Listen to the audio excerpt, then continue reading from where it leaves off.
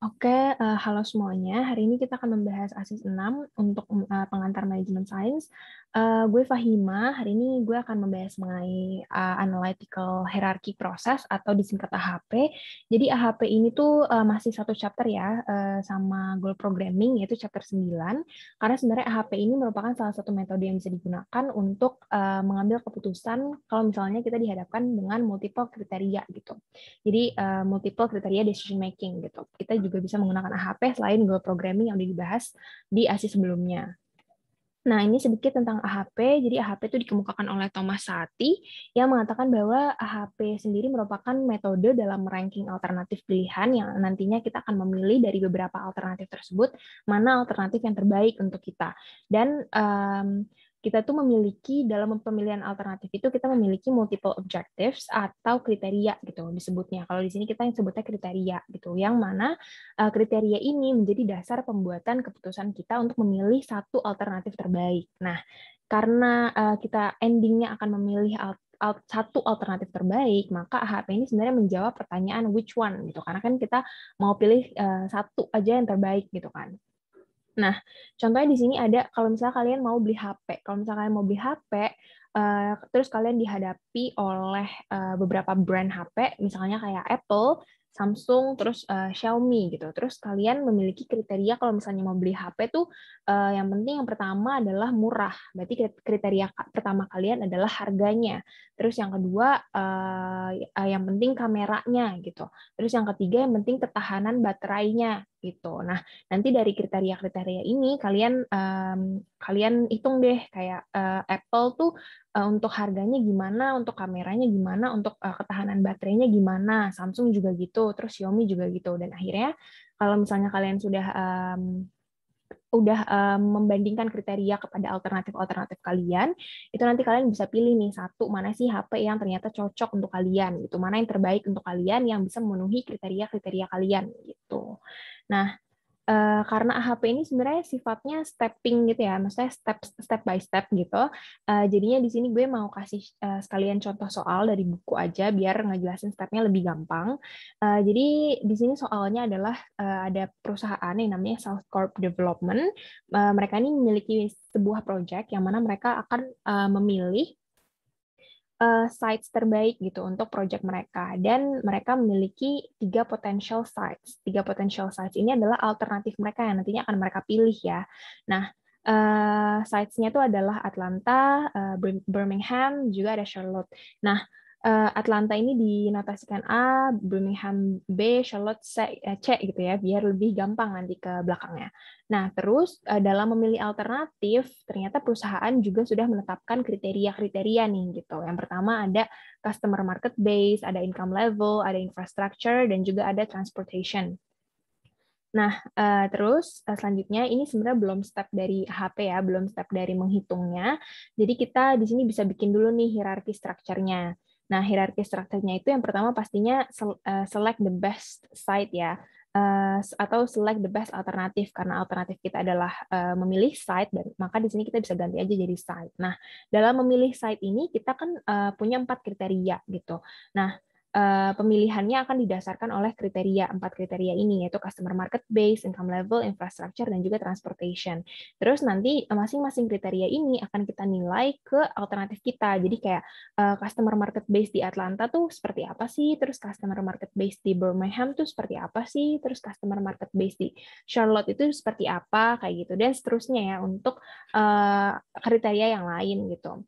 Nah, sebenarnya hierarchy structure ini kalian nggak perlu bikin di ujian sih. Kalau misalnya memang nggak diminta, ya jangan dibikin ya. Kayak nggak perlu, karena ini kayak buat kalian tahu aja kalau structure yang kita pakai tuh kayak gimana dalam menentukan soal ini, untuk menjawab soal ini gitu.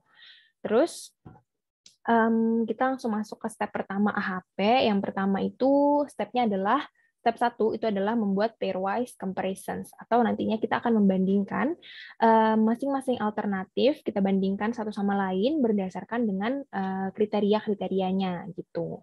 Nah, di sini sebelum kita mulai membandingkan, kita di sini ada informasi aja sih sebenarnya, kalian nggak harus hafalin. Di sini ada preference level. Jadi kalau misalnya alternatif kita itu dan juga kriteria kita itu equally preferred, artinya dinotasikan dengan 1. Dan kalau misalnya semakin tinggi angkanya, maka semakin preferred dia gitu. Nah, ini sebenarnya kalian common sense aja ya. Terus kita masuk ke step pertamanya, mulai hitung.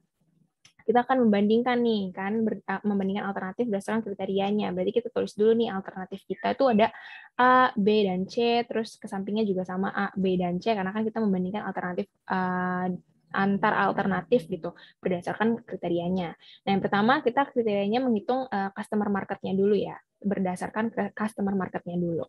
Nah, di sini yang pertama kalian lakukan itu, yang bisa kalian lakukan adalah menulis angka 111 ini di diagonalnya.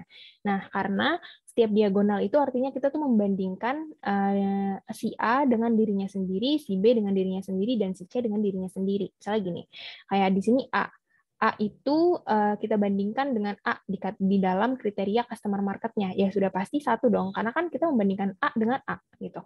Terus kalau misalnya B kita bandingkan dengan B juga pastinya 1 nilainya.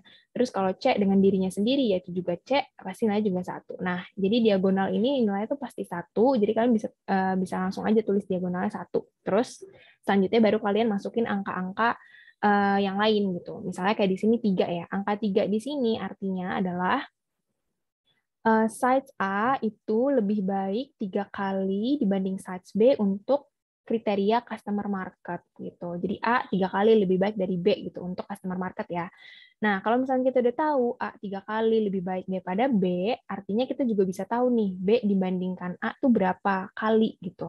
Nah, tinggal kita balik aja kan perhitungannya. Jadi B dibandingkan A itu 1/3. Karena A dibanding B 3, jadinya B dibanding A itu 1/3. Kita bagi aja 1 dibagi 3 gitu. Untuk yang lainnya juga sama, kayak satu lagi gue contohin kali ya.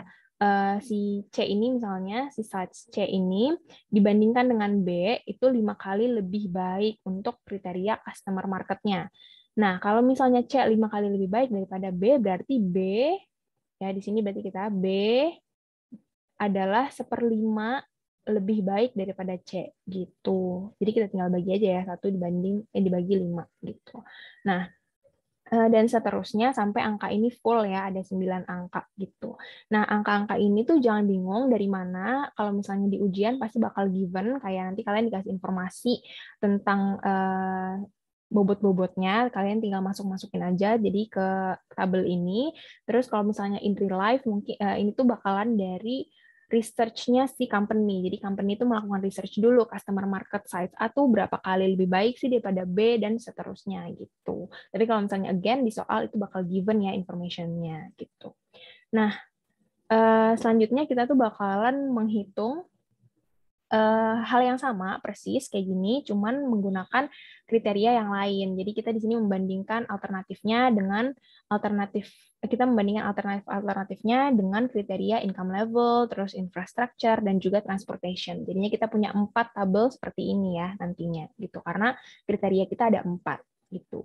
Nah, setelah membuat pairwise comparisons ini, lanjut kita bakalan developing preferences within kriteria. Jadi kita bakal membuat matriks normalisasi dalam bentuk sebenarnya row average. Jadi output dari step 2 ini adalah row average ya. Nah, yang pertama adalah kalian harus lakukan adalah membuat penjumlahan nih antara semua ini yang tadi udah kita hitung di step pertama. Nah, sebenarnya kalian kalau mau hitung dari sini aja, kalian dalam menghitung pairwise comparisons, terus kalian langsung tambahin di sini totalnya, itu nggak apa-apa ya, biar nggak nulis 2 kali gitu. Nah, jadi di sini tuh 11/6 didapat dari 1 ditambah 1/3 ditambah 1/2, terus 9 itu dapat dari 3 tambah 1 tambah 5, 16/5 itu dapat dari 2 ditambah 1/5 tambah 1 gitu. Setelah itu, setelah kita total, kita hitung bobotnya. Jadi di sini bobotnya 1 dibandingkan dengan 11/6, terus 1/3 dibandingkan atau dibagi dengan 11/6, 1/2 dibagi 11/6, 3 dibagi 9, 1 dibagi 9, 5 dibagi 9, dan seterusnya gitu. Nah, akhirnya kita dapatlah tabel ini nih, yang ini tuh adalah perhitungan bobotnya gitu. Nah, Sebenarnya kan bobotnya ini tuh didapatkan bobotnya ini kan kita nulisnya masih dalam pecahan ya atau fractions. Nah, kalau misalnya kita mau hitung row average, sebenarnya kita tuh enakan pakai desimal kayak gini. Jadi di sini tuh angka-angkanya didapat dari bentuk desimal dari tabel ini gitu. Jadi di sini A itu 0,5455 adalah bentuk desimal dari 6/11 gitu ya. Cuman kan kalau misalnya tulis tangan, terus kalau misalnya ujiannya lagi offline gitu, kalian kan lebih baik sih pakai fractions dulu karena itu meminimalisir human error. Cuman kalau misalnya sekarang kan kalian ujiannya bisa kalian hitung dulu di Excel, terus baru kalian salin ya di kertas. Itu jadi mungkin ini nggak usah ditulis, nggak apa-apa ya. Langsung aja ke desimalnya, langsung kalian tulis desimalnya aja nggak apa-apa gitu. Terus setelah kalian udah nih ubah ke bentuk desimal kayak gini, untuk apa nih pembobotan dari masing-masing alternatif terhadap kriteria customer market, kalian tinggal hitung row average-nya. Namanya juga average ya, rata-rata. Berarti kalian tambahin 0,5455 ditambah 0,3333 ditambah 0,6250 dibagi dengan 3. Jadi kita dapat 0,5012 gitu. Dan seterusnya ini juga sama. Yang row ini ditambah terus dibagi 3. Terus yang 0,3803 tuh row yang C ini ditambahkan lalu dibagi 3 gitu. Nah, terus kalian harus notes nih di sini bahwa row average itu kalau dijumlahkan ini semuanya harus 1. Kalau misalnya nilainya nanti kalian hitung kok nggak 1 tapi 0,955 lala gitu, kalian berarti melakukan kesalahan ya di dalam input ke table pairwise comparison-nya. Jadi kalian harus cek lagi dari awal gitu. Jadi untuk menghitung step 1 sebaiknya kalian hati-hati ya dalam memasukkan angka-angkanya gitu. Nah, selanjutnya masih di step yang sama, step kedua, masih developing preferences within kriteria. Kalian setelah hitung row average ini, untuk masing-masing kriterianya, kalian akan mengulangi step yang sama. Jadi kalian hitung tadi kan pakai kriteria customer market ya, alternatif dibandingkan dengan customer marketnya.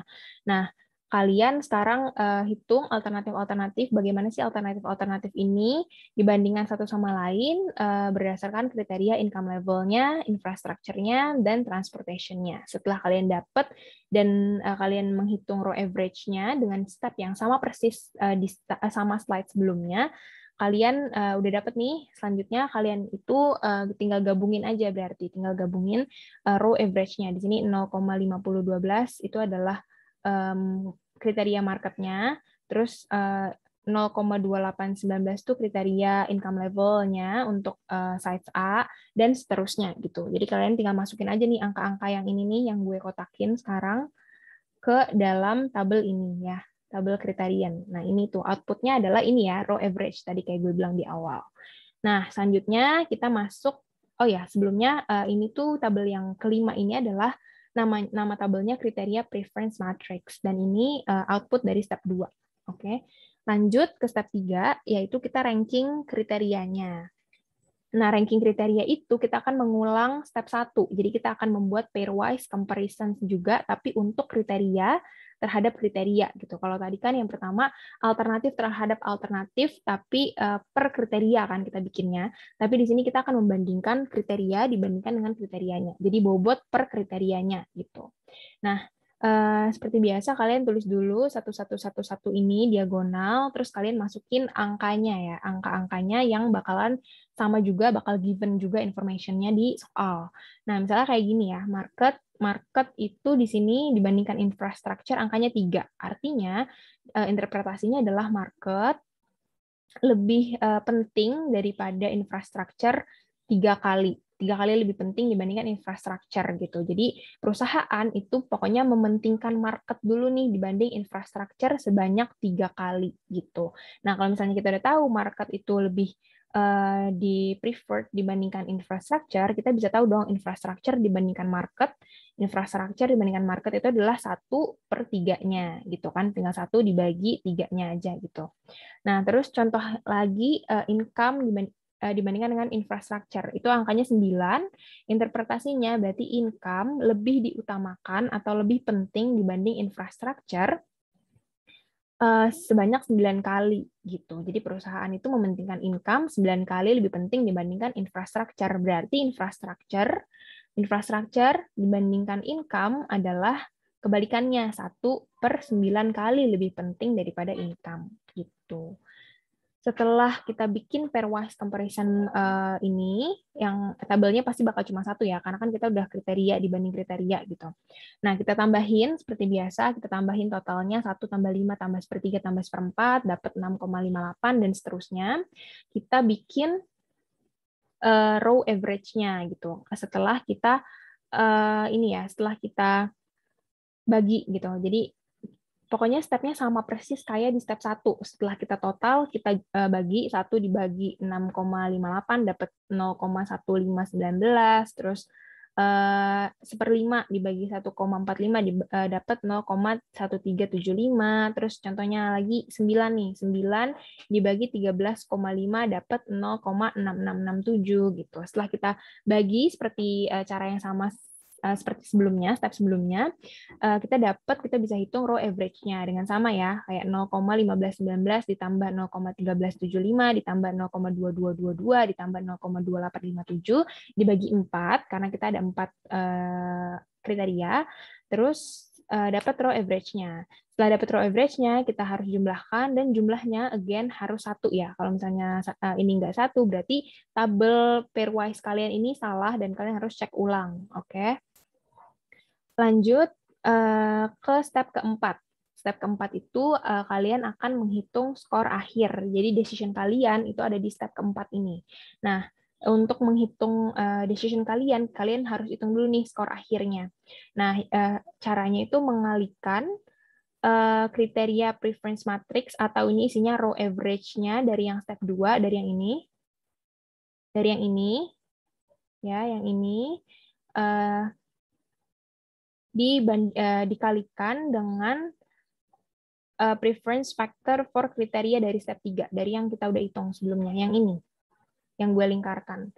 Nah, setelah itu, kita harus hitung perkaliannya sama pakai perkalian matriks. Jadi 0,5012 dikali 0,1993 ditambah 0,2819 dikali 0,6535 ditambah 0,1790 dikali 0,0860 ditambah 0,1561 dikali 0,0612 dan seterusnya gitu ya.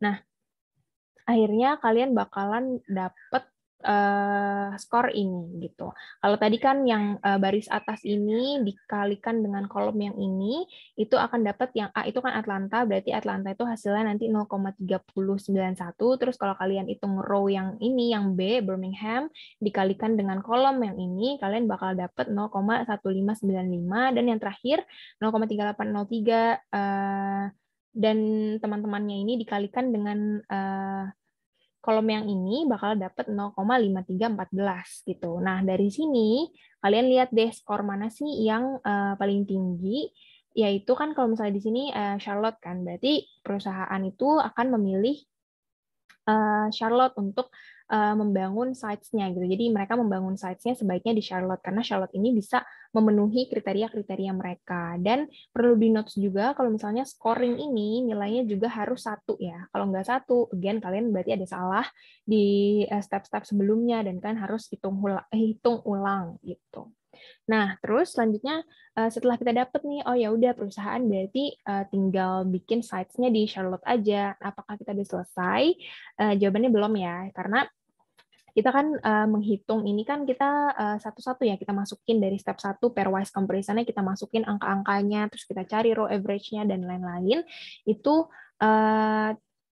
sering terjadi yang namanya human error. Nah, kalau untuk melihat apakah ada human error ini, kita harus cek dulu nih konsistensi dari hasil yang udah kita hitung ini ya. Nah, caranya kita akan menghitung AHP konsistensi gitu. Nah, konsistensi ini kita menghitung untuk melihat ya konsistensi seperti namanya dan juga validitas dari perhitungan kita gitu. Terutama dari pairwise comparisons kita karena kan itu step awal kita dalam menghitung kan. Nah, caranya adalah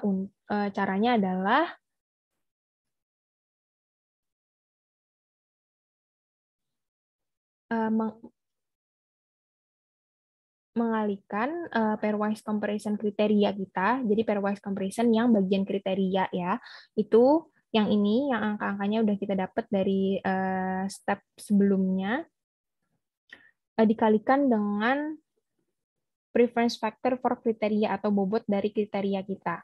Nih, jadi angka-angka yang ini tuh angka-angka yang ini ya, ini pengalinya, terus yang kita kalikan dengan yang ini, ya, gitu. Terus kita hitung, kita kalikan seperti biasa, baris dikali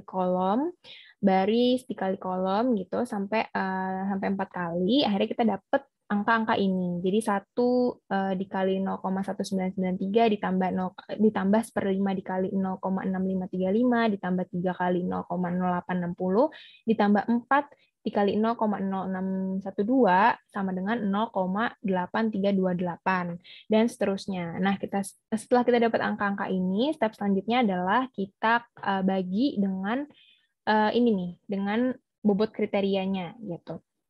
Jadi 0,8328 dibagi dengan 0,1993 dari sini. Dari yang pertama, terus 2,8524 yang ini dibagi dengan 0,6535 yang ini.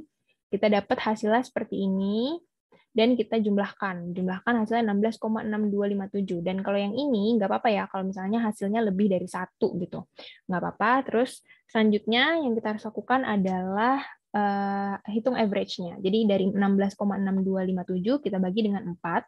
4 ini tuh M atau jumlah kriterianya, karena jumlah kriteria kita ada market, income, infrastructure, dan transportation, ada 4, maka kita bagi 4, kita dapat average-nya 4,1564. Ini juga nggak apa-apa kalau lebih dari 1. Selanjutnya masih menghitung konsistensi atau kita singkatnya CI ya. Konsistensi index itu rumusnya adalah average yang kita hitung tadi yang ini dikurang dengan jumlah kriteria dibagi dengan jumlah kriteria dikurang 1. Jadinya di sini ada CI sama dengan 4,1564, ini average-nya, dikurang 4, ini kriteria kita, dibagi 3. 3 adalah kriteria dikurang 1. Kriteria kita 4, dikurang 1 sama dengan 3. Gitu ya. Terus sama dengan kita hitung ini hasilnya 0,0521. Nah, kalau misalnya hasilnya 0 bulat gitu, artinya itu perfectly consistent gitu. Tapi kalau misalnya nggak bulat nih kayak gini 0,0521 itu kan nggak bulat 0, itu artinya kita tuh harus membandingkan consistency index dengan random index. Nah, random index ini kita dapat dari buku ya, ini angkanya given. Jadi kalian bisa temuin di buku di tabel 9.5 halaman 457, tapi sebenarnya harusnya sih untuk PMS ini tabel yang ada di slide ini cukup ya, karena nggak mungkin kayaknya kriterianya lebih dari 10 gitu. Nah, kita bandingkan aja nih CI yang udah kita dapat, yaitu 0,021 dibandingkan dengan RI-nya, random error-nya itu 0,90 karena kriteria kita kan 4 ya, berarti kita pakai di sini yang N-nya 4, yaitu jadinya RI-nya 0,90 gitu. Kita bandingkan, kita bagi, terus kita hitung hasilnya dari 0,0521 dibagi 0,9 jadinya 0,058 gitu. Terus interpretasinya kalau misalnya si pembandingan ini tuh udah kurang dari 0,1, artinya hasil kita, perhitungan kita tuh udah cukup konsisten.